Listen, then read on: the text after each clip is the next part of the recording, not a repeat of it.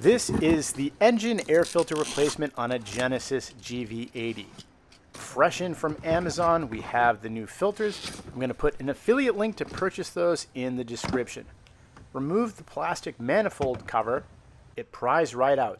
Here's your air filter box, and there's Torx 25 screws around the perimeter of it.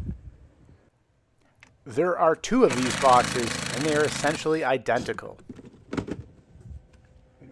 Once you have those removed, then you look for a hinge in the back and the cover pries off.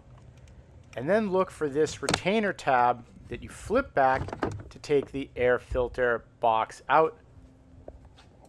Let's see what this looks like, just to get an idea for how much dirt it's taking in. Ooh, a dead bee.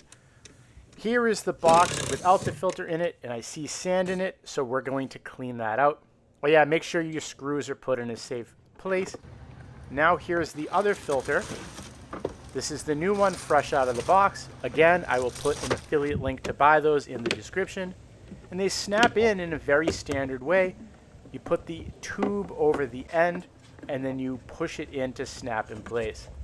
Then, of course, you have to put the cover back on each side.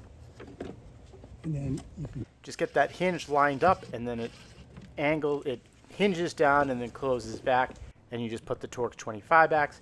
Look for 3 holes on the plastic manifold, and then that will snap back into place.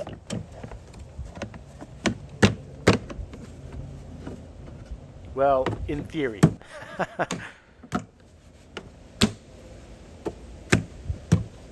There we go. Now's the time you can clean the whole engine if you want to get some of that dust, so your filters don't get that dirty to begin with. If you have any questions, put them in the comments.